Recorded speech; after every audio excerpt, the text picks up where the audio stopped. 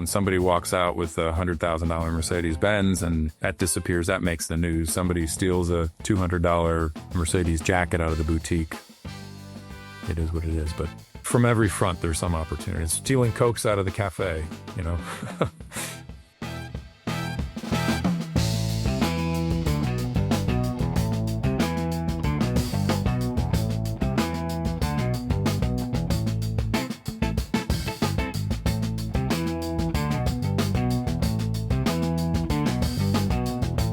Hello and welcome to Best in Showroom. I'm David Snow, your host, and today we're joined by Geoff Meeker. He is a veteran operator in the retail automotive sector, and he's now doing a project with 5 Star Automotive Group. And we're also joined by Ken Shetter, Director of Automotive Business Intelligence for IQ Monitoring. Geoff and Ken, welcome to Best in Showroom. Great to have you here. Thank you. Good to be here. Thanks for having us, David. Geoff, great to see you. I know you're based in Atlanta. Why don't you tell me what you're doing now? I looked you up on LinkedIn and it said that your position is coach. And so I'm wondering what you mean by that. Exactly that, I guess. It sort of encompasses a lot. For the last year, I've been with 5 Star Automotive Group. I was brought in to open up a store in Indianapolis. We bought a Mercedes-Benz store. I'm sticking with 5 Star. It's a fantastic organization, helping them with some construction projects, possibly some M&A and coaching. I described you as a veteran operator. You go way back in retail automotive. Let's go back to the very beginning. When did you first take an interest in cars? That's actually a unique question because I actually grew up in New York City. Cars are just not a thing. I mean, they are, but they're not a convenient thing. So I didn't grow up in a car culture where I was getting driven everywhere. I took the subway, the bus, and rode my bike. I was at college in a school where everybody was going to be a doctor or a lawyer or some sort of professional. And a buddy of mine, who I'm still very good friends with, ended up going to a technical school in upstate New York. And he's like, hey, you should come check this out. It's fun. We play with cars and the rest is history. So I went up there and worked my way through a lot of positions over the years, but basically started as a technician and took apart the carburetor on my parents' 66 Mustang. My mother always said to me, she's like, you know, Geoff, you should find a trade and then find a career, which was incredible advice because, you know, at the end of the day, I still love cars. I still tinker with them. And quite frankly, if you know a trade, you can pretty much work anywhere you want and you'll always have a job. And just from there, you can make a career out of it. Ken, in your experience, people who become leaders within retail automotive, is there a common theme to their backgrounds? Do they tend to come from technical side of things? Are they often from sales? Is it something completely different? Yeah, that's a great question. Both sides of the business, but I would say typically general managers are coming from the sales side of the business. I think that's changing over time. I think it's becoming more and more prevalent to see GMs that have fixed ops background like Geoff. I actually think that the best general managers come from fixed ops because they understand that side of the business, which really drives the majority of revenue for dealerships in the industry. And not to mention that the margins are much higher in fixed ops than they are in variable. Fixed ops is designed to pay for the dealership. Every penny, every expense. And sales, to be honest with you, is more of the icing on the cake, right? Much smaller margins, but that's how you keep your fantastic relationships with the OEMs, is by moving metal, as we say, in the industry, selling parts. People say, well, no, it's to sell cars. Well, what is a car? It's a bunch of parts put together in a really, really nice package, right? Geoff, why don't we talk about how you got introduced to Mercedes-Benz of Buckhead in Atlanta, Georgia? How'd you meet them? Long story short, I ended up here through a connection in the car business that started in Houston and basically lived through 5 general managers at this store. And then they finally handed the reins to me and let me take it over.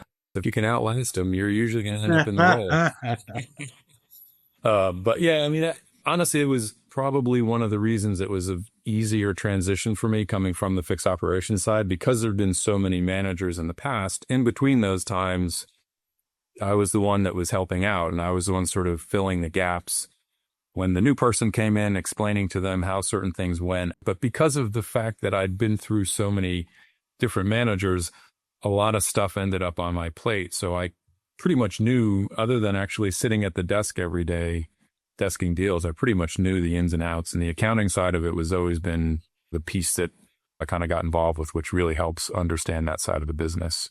And that's, I think, where fixed ops guys kind of excel, is that they get the back end, the accounting side, so they can kind of be a little bit more mindful of where the money goes, because at the end of the day, it's got to be profitable. I would imagine that in the industry, it's filled with people who just love cars, and maybe they didn't spend as much time studying accounting, which perhaps gave you an edge. Yeah. I mean, I am, to a fault, a car guy. I've got a lift in my garage here, and I've got a car problem. But there's something unique about every one of them, and I just love tinkering with them, being around them. And a widget's a widget, and anybody can understand that. But if you're really not passionate about what it is, then it's difficult. And I mean, car business isn't easy. I mean, it can be a lot of fun, but it's also a pretty hard grind. And so if you're not really enjoying what you're doing because of the product you're selling or fixing or taking care of people, then it's a lot of work. Ken, what is the hallmark of a general manager who is floundering? Have you seen any recurring themes like, oh yeah, this guy's not going to work out? The ones that aren't going to make it are the ones that either don't have strong knowledge of the fixed ops side of the business, or they don't have a really good FOD in place that does. Geoff, in the months and years leading up to you becoming general manager, what were some of the lessons that you think really build a foundation for you to then succeed as a general manager? For me, it was humility and understanding people, and, you know, that it doesn't matter who they are, they're part of the puzzle. And if they're not there, you're not going to be successful. I saw general managers come and go that didn't have their people behind them. We all are going to make mistakes.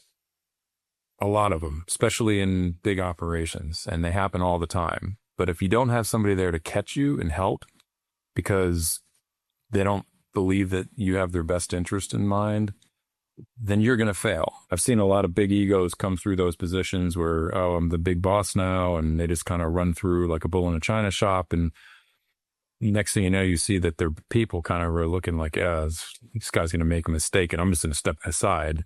And then I've seen people where their people back them and they make a mistake and someone jumps in and catches them, right? Without necessarily getting into any particular incidents, is there a type of mistake that is just classic? There's a large team running a complex retail automotive operation, and there's just a classic screw up that happens. In that seat, all day long, someone's selling you something all day long. And there are a lot of good products out there, and there are a lot of okay products out there, and there's a lot of bad products out there. And I've made some pretty expensive mistakes in seeing the shiny new toy, and then it doesn't work out. In my opinion, one of the hardest things is you just got to have good defense, because, I mean, it's nonstop. You know, hires are always the biggest sort of glaring mistake. You hire somebody that is not looking out for your best interests. And I always say that if hiring a good, solid person that you could trust emphatically, then that's great. Even if their skill set is not 100%, because you can train skill, you can't train honesty. And when I'm looking at an applicant, I'm always looking to see, look, would this person come to my house, and would I have them over for Thanksgiving dinner or something like that? And if I do, then that's, you know, we can figure out the rest. Obviously, I'm not going to hire a plumber to do an electrician's job, but the ability to trust somebody, especially in this business, because there's so much cash flow that it's so easy to let things get away. Culture is so critical, right? Building a culture within a dealership or a dealer group is paramount. Geoff mentioned earlier that obviously you're not going to hire a plumber to do an electrician's job. You have to have some technical skill. There's no doubt, especially when you're hiring techs. But when you're hiring ASMs or service advisors, really it's the people skills that they have. You can teach them all of the other stuff, right? But they have to have people skills. They have to be personable. They have to have the same, I would even say, moral compass to a certain extent. And you have to build a culture within the dealership so that everybody's on the same page. And if you can do that, you're going to have a wonderful work environment, and you're going to be successful in all departments. And so back to one of the biggest failures, I think it's when people are hiring outside of the culture that they want to build. Jeff, let's talk about your approach to excellence in managing a retail automotive operation. Ken made the point earlier about having to get the balance right between fixed ops and variable, the sales. How do you get that balance right? As an operator, it comes down to the people side of things. I've always sort of lived by the mantra that I'm going to let you do your job the way you want to do it, as long as it's looking out for the best interest of our customers and the company. There's so many different things in automotive. It's not just retail. There's accounting, there's inventory management, there's customer service. In order to be able to do it, you've got to understand your people, you've got to listen to them, you got to know what their motivators are, right? Like if you walk into a room and a guy, is motivated because I tell him what a great job he's doing every day, that works. Some people, you just need to put the money out there. Some people, you need to make sure that they get a title. You've got to use people for what they're good for, right? If somebody is really good at X, then you're going to use that characteristic and you're going to nurture it and push that characteristic forward. As you were managing people and hiring, did you find that there's a particular role that was very challenging to hire into?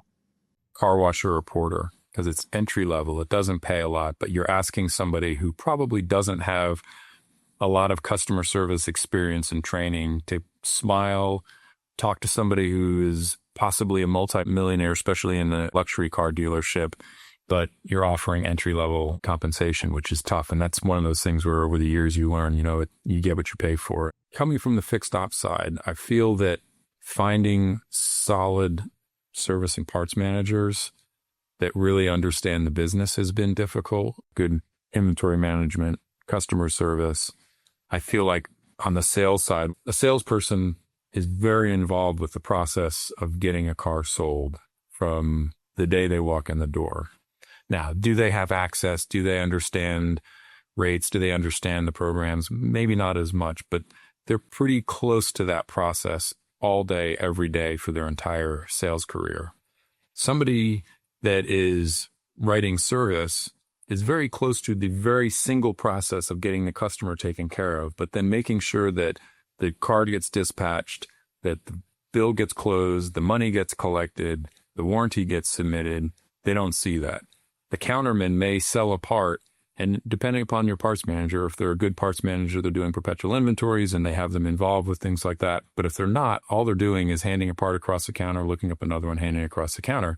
But they don't understand inventory. They don't understand return cycles. They don't understand cycle time, all these back end pieces. So I think the fixed ops side, it's much harder to find somebody that is experienced to bring in than it is on the variable side. What characteristics do a very strong salesperson tend to have? It goes back to, I want to invite this person over. I want to be their friend, right? You get a sense where there's a level of honesty that people can portray in their persona, right? As your first interactions are. There are times where you walk into some retail location and you're like, that guy sounds like he would be fun to hang out with. And that's the kind of person that you want. I want to get a bit more into the operating details of running a business. You mentioned earlier that automotive retail has a huge amount of cash flow. What are some things that could go wrong if those large amounts of cash are not carefully monitored? Everything.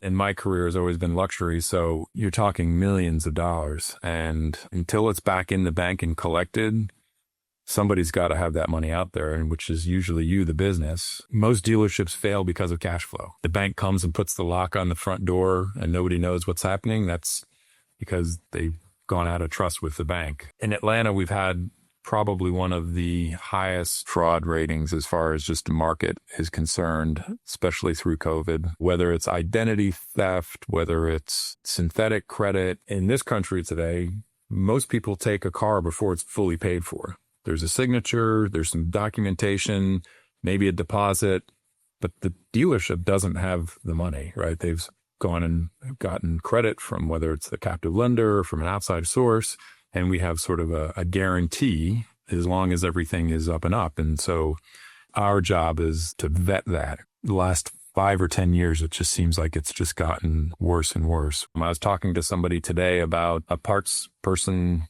back in the day that was taking return parts and stashing them in a little bin on the side and wouldn't issue the credits. And then big wholesale accounts wouldn't necessarily keep track of it. And then when somebody brought something back, he would use that as a credit and then he would take the cash in. There are just so many examples over the years. I mean, in the smash and grab, right? I mean, someone just throws something through the front window of your store, or Jimmy's the lock. The big ones are the ones you usually hear about, because when somebody walks out with a $100,000 Mercedes-Benz and that disappears, that makes the news. Somebody steals a $200 Mercedes jacket out of the boutique.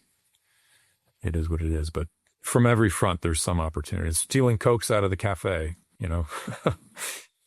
Let's keep on the theme of security. There are cyber crimes that are happening at an alarming and growing rate. But then there's old-fashioned, you mentioned smash and grab, just bad actors coming onto your property and doing bad things. Before we get to how you have managed that and improved the security on your operations, give us just a range of the kinds of bad things that bad actors can do and kind of what the top crimes are.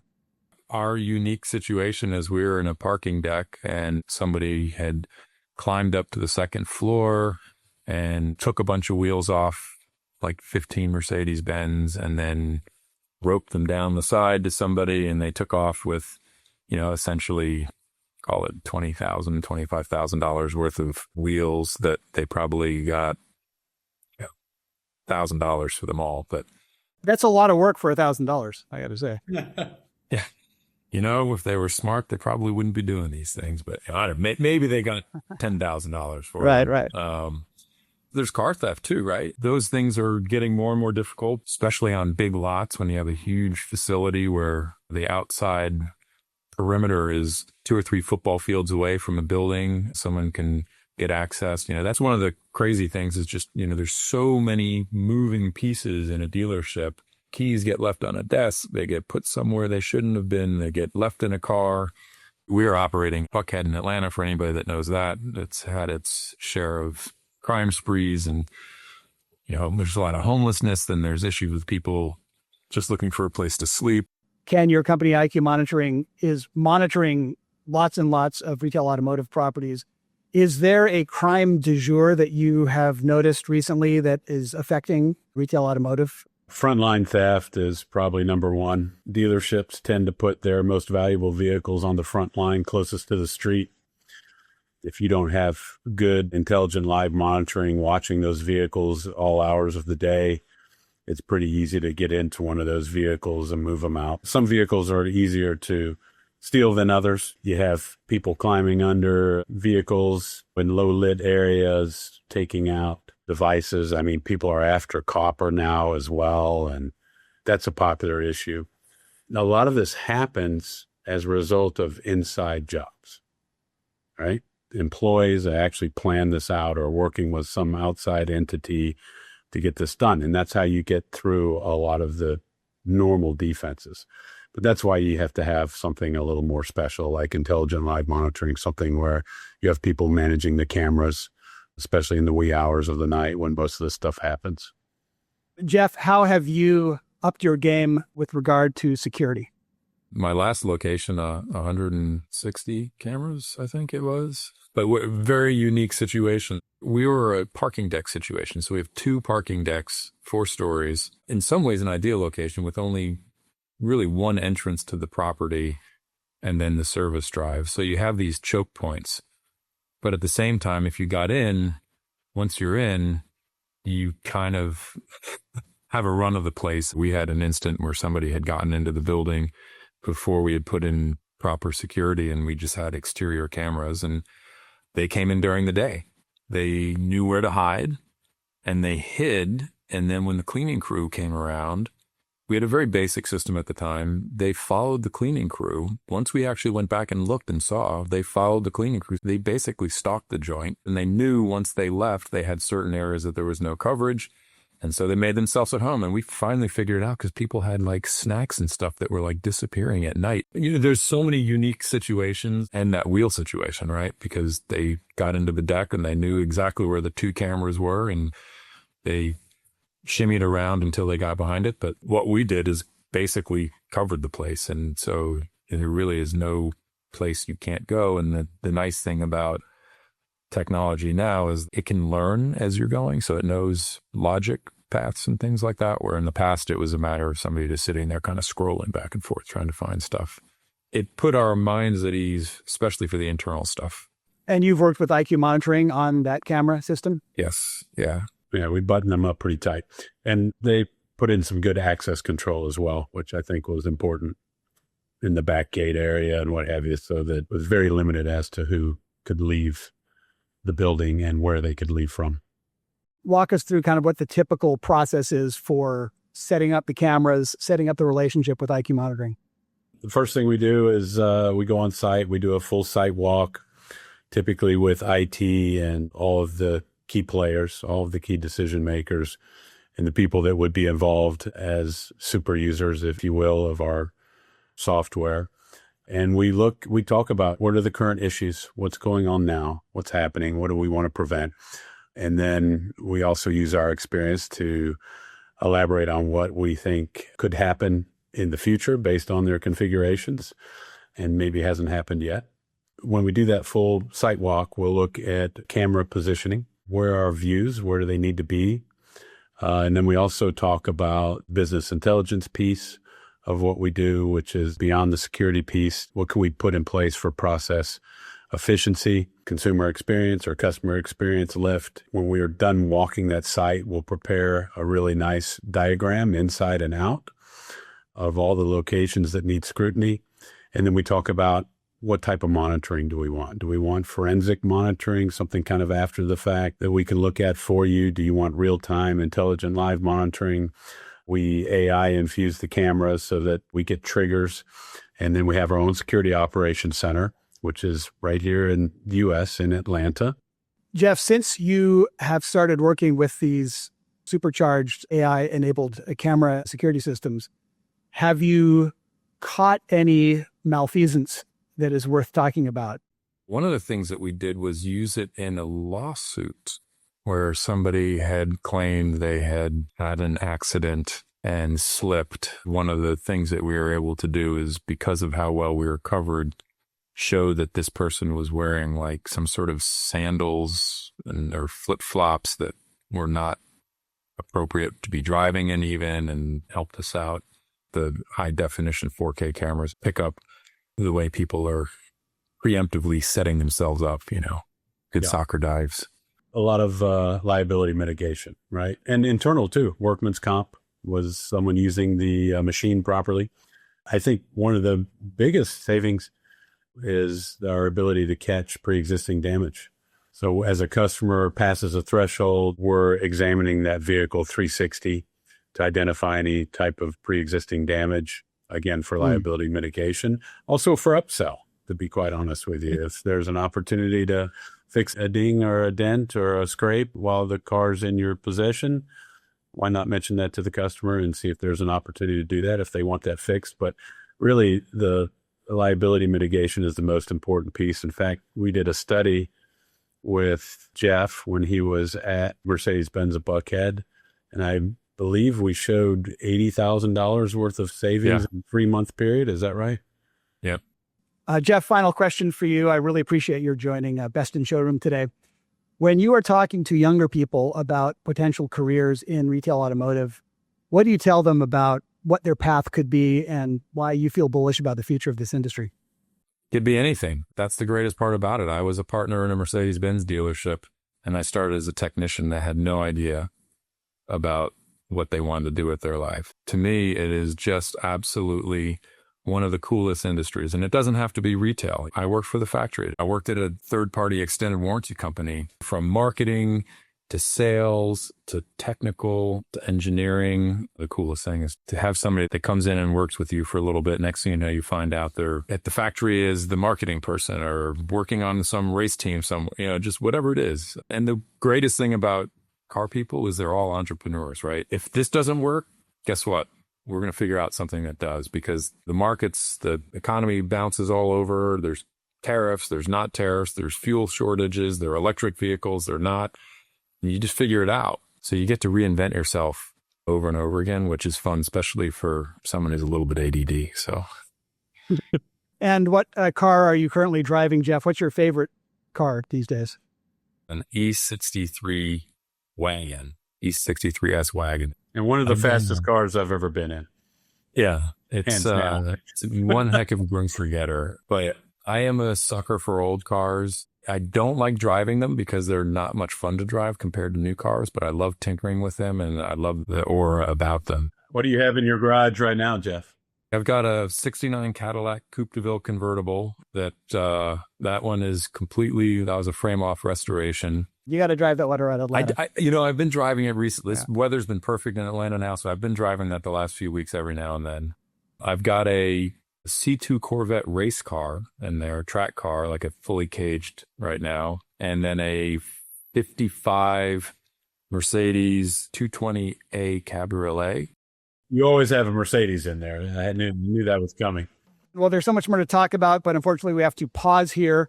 Geoff Meeker, a veteran operator in retail automotive, now doing a project for 5 Star Automotive Group. Thanks so much for joining Best in Showroom. We'd love to have you back.